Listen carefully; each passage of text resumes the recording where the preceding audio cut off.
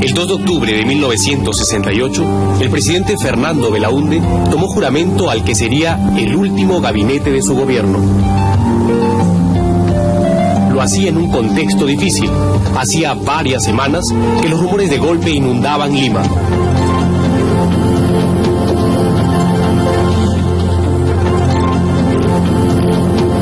Diversas autoridades asistieron al besamanos del flamante gabinete presidido por Miguel Mujica Gallo. Entre estas, destacaba nítidamente el general Juan Velasco. La presencia del comandante general del ejército y jefe del comando conjunto restó importancia a los rumores de golpe. Yo estuve en la juramentación de ese gabinete y la persona que estaba a mi lado, cuando en lo que llaman el besamanos, de repente me dice: ahí está Velasco, no hay golpe. Y efectivamente había entrado Velasco para felicitar al gabinete, sabiendo que esa noche iba a haber golpe. Esa noche, tras reunirse con un grupo de agricultores del norte, Belaúnde se retiró a su dormitorio en Palacio. Se encontraba allí de visita a su hija Carito, que vivía en México. Belaúnde no pudo conversar con ella, se sentía muy cansado y decidió acostarse más temprano que de costumbre. Su hija se quedó leyendo en la habitación contigua y hacia las 2 de la madrugada sintió ruidos extraños. Algo raro sucedía. Despertó a Belaúnde y le advirtió de la presencia de tanques en la plaza de armas. El arquitecto se vistió rápidamente. Intentaba comunicarse con sus ministros militares cuando sintió pasos en el techo, seguidos de los primeros disparos de la noche. De pronto, un grupo de militares armados de metralletas irrumpió en su dormitorio. Belaúnde fue sacado en vilo de Palacio por un grupo de oficiales comandados por los coroneles Enrique Gallegos Venero y Rafael Hoyos Rubio. Mientras tanto, el general Velasco coordinaba las acciones desde la Escuela Militar de Chorrillos. La noche del 2 al 3 de octubre recibí una llamada del general Montañi a la 1:30 de la mañana, en que me indicó la actitud que ellos habían tomado. Me dijo pues que la Fuerza Armada se había rebelado y que lo habían ya destituido al presidente Belaúnde. ¿Cuál es su opinión? Me dijo. De acuerdo, le dije. Entonces me dijo, fíjese, entonces véngase aquí al CIM, al Centro de Instrucción Militar del Perú. Cuando llegué al CIM, el general Velasco ya me abrazó, me dijo, ¿cómo estás? Bueno, me dijo, ¿qué te parece esto? Muy bien, le dije, pues era lo que el país esperaba, porque efectivamente la cosa estaba muy mal. La madrugada del 3 de octubre, mientras nuevos contingentes se sumaban a la rebelión en Chorrillos, Belaúnde fue conducido al aeropuerto Jorge Chávez y embarcado en un avión de aerolíneas peruanas. Fuertemente custodiado, el avión partió a primera hora rumbo a la Argentina, donde Belaúnde inició un largo destierro. Seguramente se han movido ambiciones para detener el régimen constitucional que presido. No puedo decir más, porque me lo impide una elemental cortesía para con la Argentina y para con su gobierno. Palacio amaneció bajo la protección de blindados y paracaidistas. En las principales calles y plazas de la ciudad, la Guardia de Asalto formó pelotones que enfrentaron los escasos grupos, apristas en su mayoría, que salieron a protestar infructuosamente. Y algunas bases nuestras salieron a las calles, pero frente a los tanques la voz, el grito, la actitud es poco determinante, ¿no? De modo que también salieron algunos jóvenes de otros sectores, pero a las 48 horas el hecho estaba consumado. Hacia el mediodía, un comunicado informó al público que el general Velasco encabezaba la Junta Revolucionaria, integrada además por los comandantes generales de la Marina y Aviación. Se trataba de un golpe institucional. Velasco llegó a Palacio a las 5 de la tarde a bordo de un helicóptero y 2 horas más tarde juraba como nuevo jefe de Estado. El país ignoraba que bajo las banderas del nacionalismo se iniciaba una dictadura que cambiaría el rostro del Perú, iría en contra de las libertades del individuo y nos llevaría por el errado sendero del estatismo, que tanto le ha costado al Perú.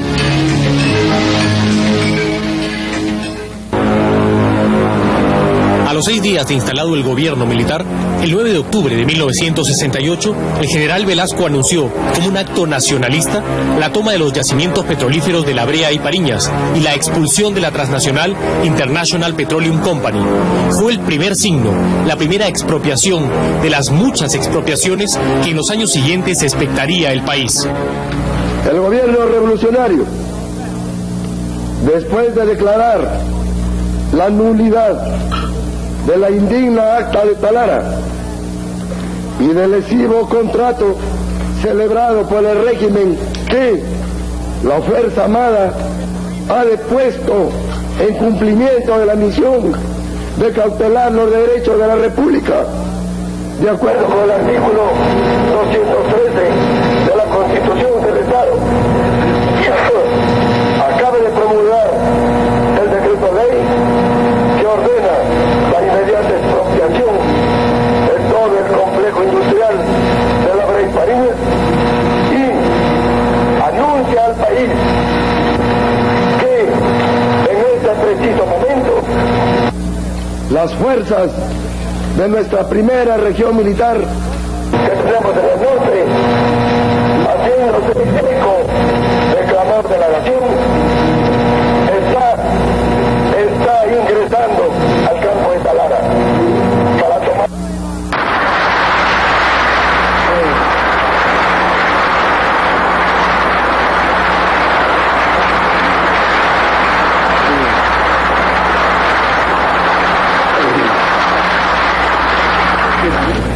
Está ingresando al campo de Talara para tomar posesión de todo el complejo industrial que incluye la refinería. Y con la más alta emoción patriótica hace flamear el emblema nacional como expresión de nuestra indiscutida soberanía. El problema del petróleo y el famoso escándalo de la página 11 fueron el combustible para el golpe de Velasco, pero no fueron las razones de fondo. La ruptura del orden democrático se debió a la crisis del gobierno que encabezaba el arquitecto Fernando Belaúnde.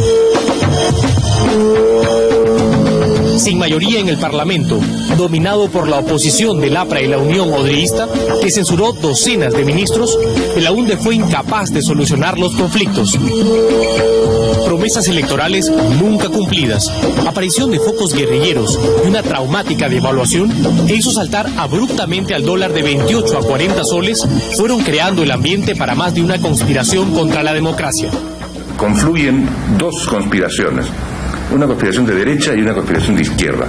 La derecha que protestaba básicamente por los impuestos, la gran reforma impositiva que había hecho Manuel Ulloa desde el Ministerio de Economía, que entonces se llamaba Ministerio de Hacienda, y la izquierda porque decía que Belaúnde no había cumplido con las promesas que había hecho de grandes reformas, y en el fondo los dos lo que tenían era temor a la victoria del APRA, que se anunciaba prácticamente para las elecciones que iban a tener lugar 9 meses después.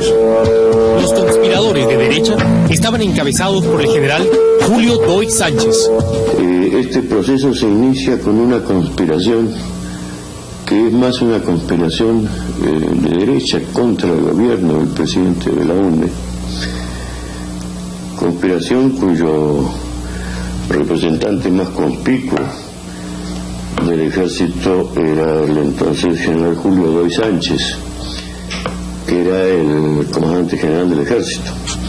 Y esta conspiración o estas reuniones conspirativas se llevan a cabo en el yate del señor Mariano Prado, a donde van concurriendo una serie de personajes y donde al final también concurre el general Velasco. El general Doig Fue cesado por el presidente Belaúnde y el camino de Velasco quedó abierto. Asumió la comandancia general del ejército y organizó un compacto grupo de 4 coroneles con los que inició la captura del poder. Su sublevación, la Fuerza Armada tiene que hacerla 4, 5, 6 y ahí el círculo cerrado, porque apenas se divulga esto, se descubre. Vestidos de civil, los coroneles Rafael Hoyos Rubio, Enrique Gallegos Venero, Leonidas Rodríguez Figueroa y Jorge Fernández Maldonado se reunían en una discreta oficina del edificio Marzano en Miraflores.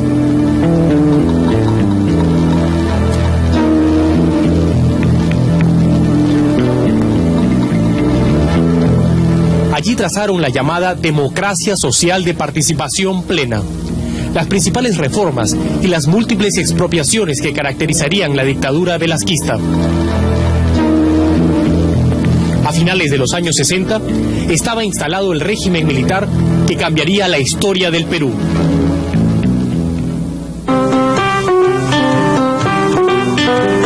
Los padres, Juan Manuel Velasco Gallo y Clara Luz Alvarado Ceballos. El niño, Juan Francisco Velasco Alvarado. El origen, el humilde distrito de Castilla en Piura. La fecha, el 16 de junio de 1909. Tercero de 7 hermanos, de extracción popular, dirían con los años sus biógrafos. Era un hombre de clase media, su padre pues trabajaba, yo recuerdo que trabajaba como en la compañía salinera, en Piura. Ya después entró a trabajar por la caja de depósitos. A veces pues se cachueleba como vacunador. A mí lo vacunó él una vez para la viruela. Los hombres nacen sin que ellos ni el país sepan cuál será su destino final. Juan Velasco Alvarado no fue la excepción. Cuando asistió a la Escuela Fiscal número 21 Ignacio Sánchez y a la Gran Unidad Escolar San Miguel, su afán consistió en ser alumno, como todos, ni brillante ni mediocre, pero sí célebre por cierta habilidad muy apreciada por sus compañeros. Y una letrita menudita. Se copiaba alguna cosa. ¿Quién no copiaba una cosa? Era especialista en eso. Papelitos pequeñísimos, resumidos, exactamente, comprimidos. Y ya pues con una cosa de esa ya se podía desarrollar. Su destino y el del Perú acaso se empezaron a perfilar la mañana del 5 de abril de 1929, cuando Juan Velasco Alvarado, de 19 años, desembarcó en el Callao, caminó hasta Chorrillos y se presentó en la escuela militar. Vinieron 3 para la escuela militar. José Francisco Celi Moró, Enrique López Velasco y Juan Velasco Alvarado. Ellos no sé por qué se retrasaron y no vinieron pues a la época de los exámenes para ingreso a la escuela militar. Entonces tuvieron que quedarse en tropa. El soldado raso tenía ambiciones. Un año más tarde se convirtió en cadete y en agosto de 1930 tuvo en silencio su primera lección fuera de libreto. Luis Sánchez Cerro, comandante, piurano también, y también de origen popular, derrocaba a una figura de la República aristocrática, el presidente Augusto B. Leguía. El cadete anotó el hecho, pero en ese entonces nadie lo sabía. En 1934 concluyó sus estudios, aunque no espada de honor, sí el primero de su arma, la infantería. Inició así una larga y exitosa carrera militar en la que dedicó 20 de sus 35 años de actividad a la formación de soldados y oficiales, entre ellos los coroneles que lo secundaron el 3 de octubre de 1968, además de otros que ocuparían puestos claves durante la dictadura. Cuando fui soldado, él era oficial del batallón donde yo estaba, en la escuela de clases de infantería. Después, cuando ingresé a la escuela de oficiales, también vino él de capitán instructor de infantería. En 1943, con el grado de capitán, Velasco se casó con Consuelo González Posada, con quien tuvo 4 hijos. Su carrera siguió en ascenso. En 1959, general de brigada y agregado militar de Perú en Francia, nombrado por Manuel Prado. El retorno en 1964, brotes guerrilleros, y el presidente Belaúnde lo sitúa en la jefatura del Estado Mayor de la Primera Región Militar en Piura. En 1965, general de división. En 1966, jefe de Estado Mayor del Ejército, comandante general un año más tarde. Y en 1968, el tope del escalafón militar, jefe del Comando Conjunto de las Fuerzas Armadas. Le quedaba un escalón más que él se autoasignó, el golpe. Ese fue su destino final. Habitante de la polémica, Juan Velasco Alvarado ha dejado la impronta de la pasión que caracterizó su vida. Cultor de un nacionalismo exacerbado y un populismo de plaza pública, movilizó masas, movió conciencias y generó rupturas.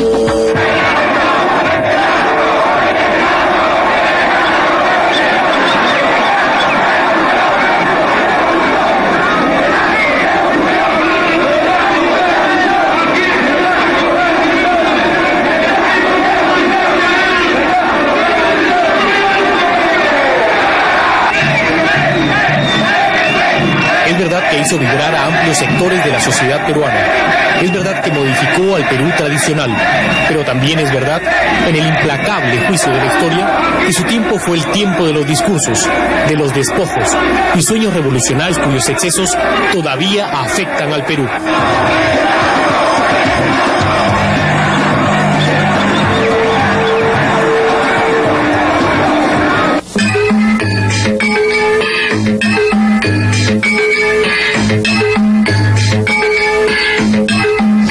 A partir de este venturoso 24 de junio, el campesino del Perú será en verdad un ciudadano libre, a quien la patria al fin le reconoce el derecho a los frutos de la tierra que trabaja y un lugar de justicia dentro de una sociedad de la cual ya nunca más será, como hasta hoy, ciudadano disminuido, hombre para ser explotado por otro hombre. La revolución, lo revolucionario, las reformas estructurales, el discurso de ese tiempo, las palabras de la época, la revolución y todas las cosas que se hicieron en su nombre. Al hombre de la tierra, ahora le podemos decir en alta voz, inmortal y libertaria como Tupamaru: campesino, el patrón ya no comerá más tu pobreza.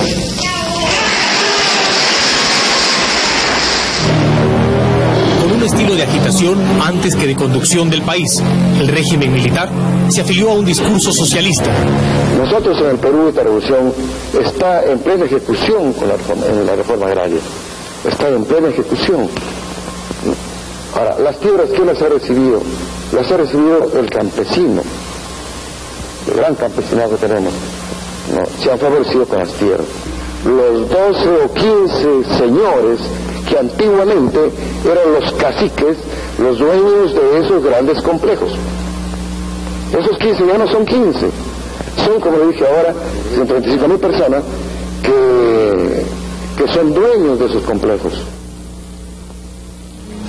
Una marcada posición anti-norteamericana, un acercamiento notorio al comunismo de Fidel Castro, al socialismo del chileno Salvador Allende, a las relaciones diplomáticas con los países socialistas, el mito del nuevo liderazgo y el tercermundismo no alineado, todo un fervor impregnado de frases y consignas, un estilo hecho de pasión antes que realidad. Él llevó un lenguaje violentista al campo, él llevó un lenguaje que era desconocido hasta ese momento en el medio rural campesino. En esas épocas no se hablaba de el rico no comerá más de tu pobreza, la tierra es de quien la trabaja, no se hablaba de enfrentamientos clasistas en el campo.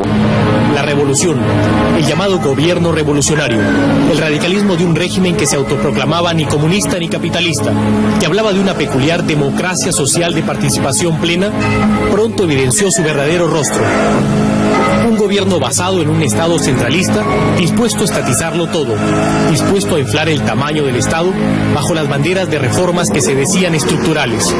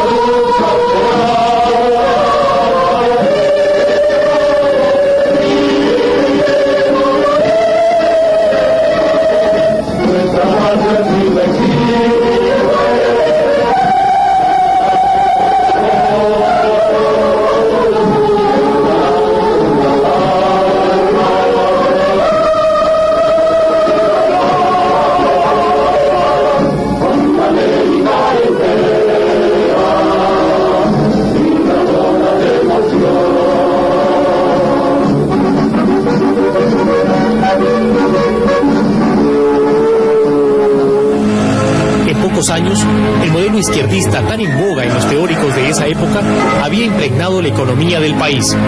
Gigantismo estatal, controlismo, proteccionismo, propiedad colectiva y la asfixia de la capacidad productiva y la iniciativa privada. Una de las leyes más absurdas y que más daño ha hecho al país, la economía industrial.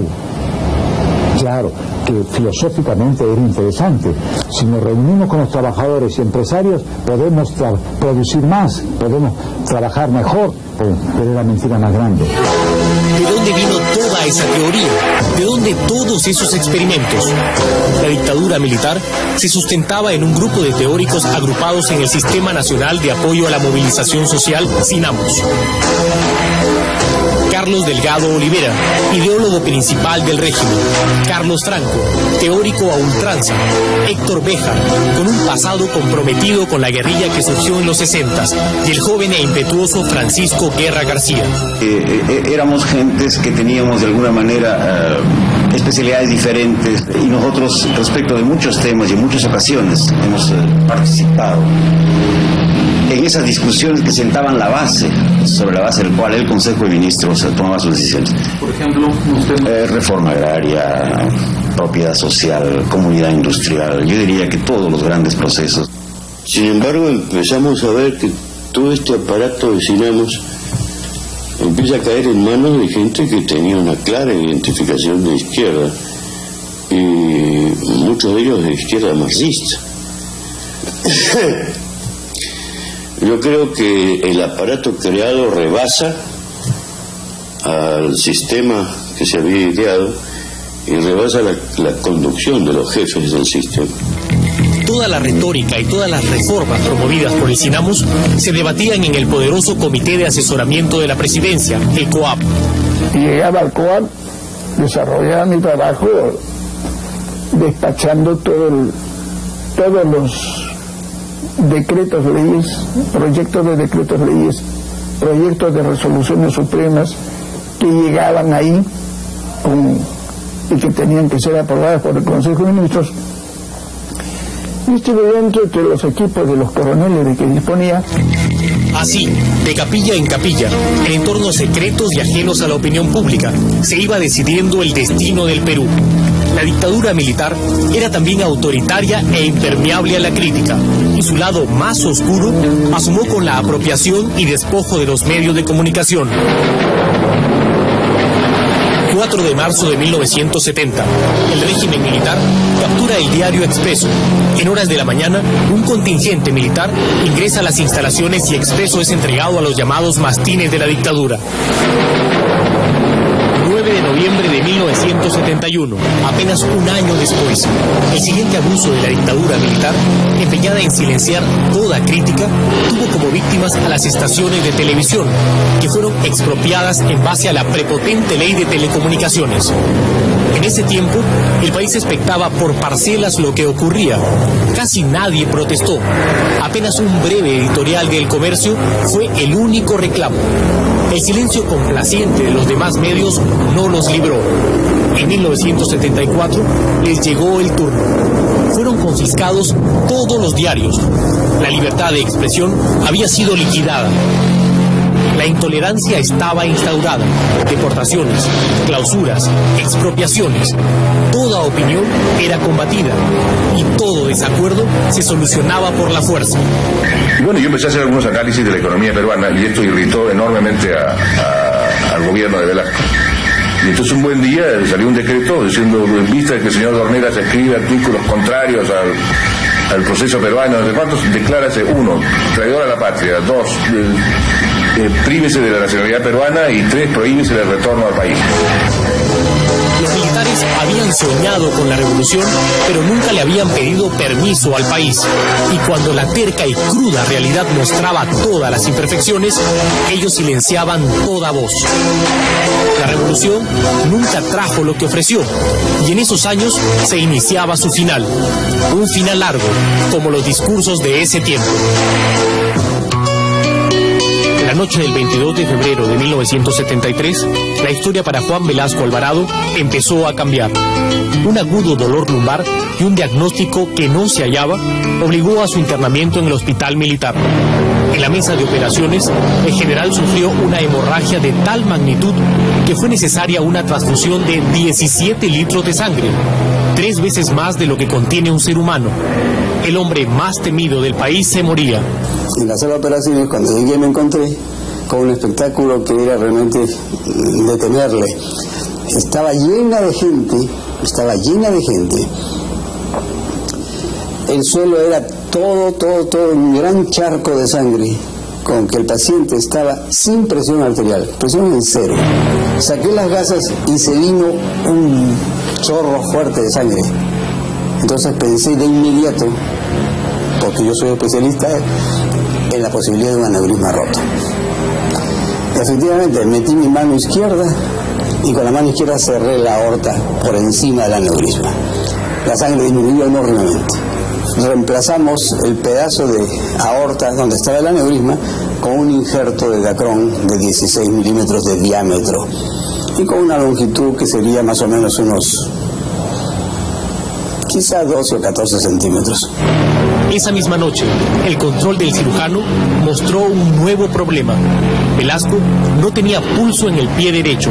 La conclusión asomó: había que amputarle la pierna. Se opusieron los médicos cubanos que había enviado Fidel Castro.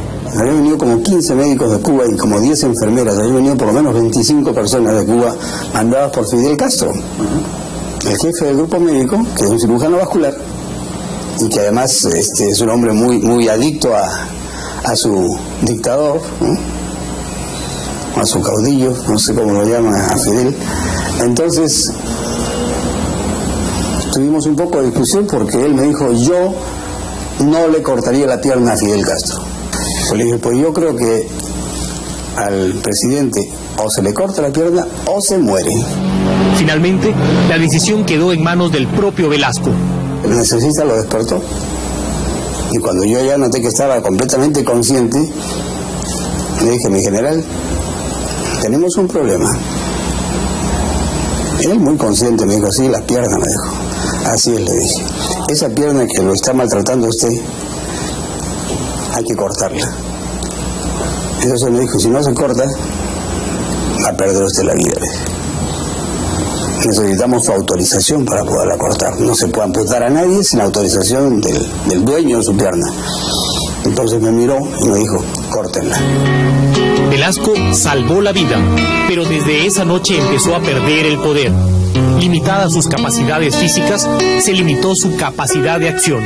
Luego de esa recuperación él reasume su cargo, pero entonces tiene que cumplir todas las mañanas, hacer ejercicios, le ponen una pierna ortopédica, tiene que aprender a caminar de nuevo. Esto es sumamente doloroso para él, pero continúa su jornada hasta las 5 de la tarde. De las 5 de la tarde ya él se retiraba. El régimen también estaba enfermo. Incubaba desde sus inicios una crisis económica que se intentaba soslayar, aun cuando ya era evidente. 5 de febrero de 1975, el preludio del final del velasquismo. La noche anterior, la policía se había declarado en huelga y un nutrido grupo de efectivos se atrincheró en el cuartel de radiopatrulla. El ejército no dialogó, simplemente disparó. Al día siguiente, ningún policía salió a las calles. La ciudad desguarnecida se envolvió en una violenta jornada de disturbios y saqueos.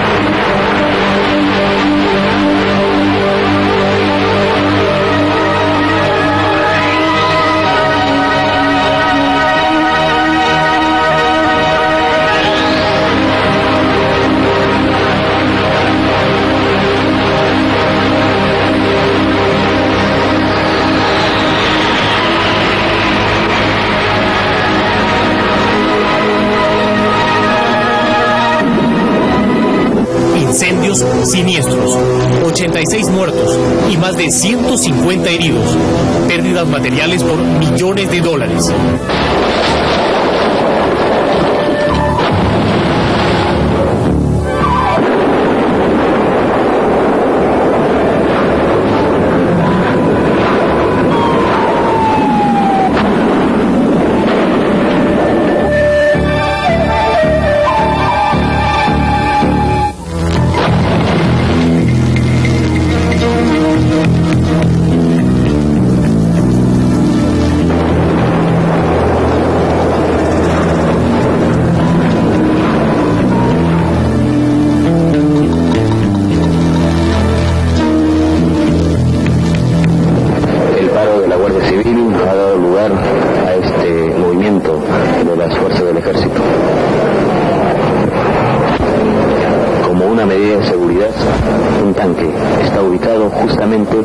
En la Plaza Pizarro, a un costado del Palacio de Gobierno.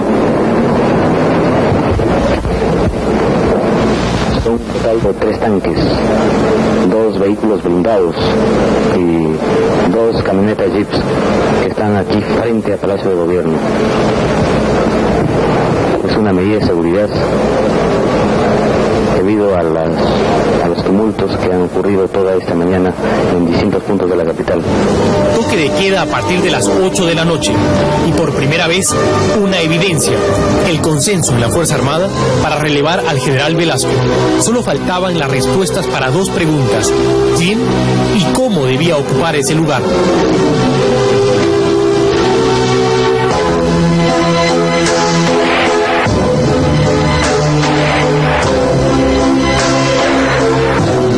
Que había llegado al poder a través del golpe de Estado, empezaba a asomar también la misma medida. Era cuestión de tiempo. En Palacio de Gobierno había un hombre herido, ya no el dictador implacable. Los meses siguientes trajeron el final. El general había nacido en el norte, pero desde el sur llegó el final, su final. La historia volvía a repetirse. Velasco había llegado a la cumbre del poder desde la Comandancia General del Ejército y tuvo que dejar esas alturas por designio de otro militar que ocupaba igual cargo.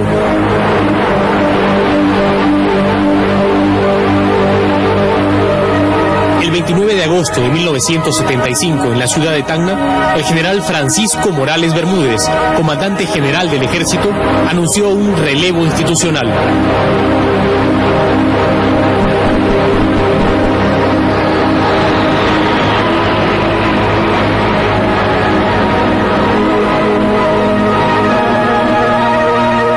Revolucionario vitoriado, el hombre que había hablado de movilización social y participación plena, en la tarde de ese 29 de agosto salió de Palacio de Gobierno, sin masas, sin pueblo, sin voces. Estaba mortificado. Me acuerdo que tenía ahí una serie de documentos y de cosas que lo que se iba a hacer. Sacó todas las cosas y las rompió, las tiró a un canasto. Y me dijo algo que nunca lo voy a olvidar: si no hubiera tenido mi pierna, nadie me saca mejor. Así. El gobernante Velasco había llegado a su final. El hombre concluiría su vida el 24 de diciembre de 1977. Había muerto un hombre que dejó, para bien o para mal, una profunda huella en la historia del Perú. Creía en la necesidad de los grandes cambios. Yo pienso que el general Velasco, los cambios radicales que generó, no los hizo con la intención de fomentar el surgimiento de un movimiento marxista en el país. Pero más allá de las buenas intenciones, la mayoría de las reformas de Velasco fracasó y dejó en cambio un Estado enorme y en crisis continua que aún padecemos, con la pesada carga de las empresas públicas que en esos años aumentaron de una manera desmesurada, de 18 a más de 170 entidades. Gran parte de lo que ocurría entonces en ese modelo económico pasaba por lo que eran capaces de hacer las empresas públicas. ¿Cuál fue la conclusión de la experiencia? Es que la gestión de las empresas fue un desastre y por tanto el modelo económico, dado que se sustentaba tanto en la capacidad de esas empresas, fue también un desastre. Bueno, creo que fue una muy importante vacuna ideológica para el país. Terminamos de una vez por todas, saber en qué consistía el estatismo, en qué consistía el tercerismo socialistoide, y creo que si ahora estamos ya casi todo el mundo convencido de que esa vía no funciona, fue precisamente porque tuvimos esa experiencia. 25 años después, el país no termina aún de salir del laberinto estatista. Las empresas públicas que se crearon con tanto desborde generaron desde entonces pérdidas por casi la mitad de la deuda externa. ¿Acaso el Perú sería distinto si ese dinero se hubiese destinado a otro fin?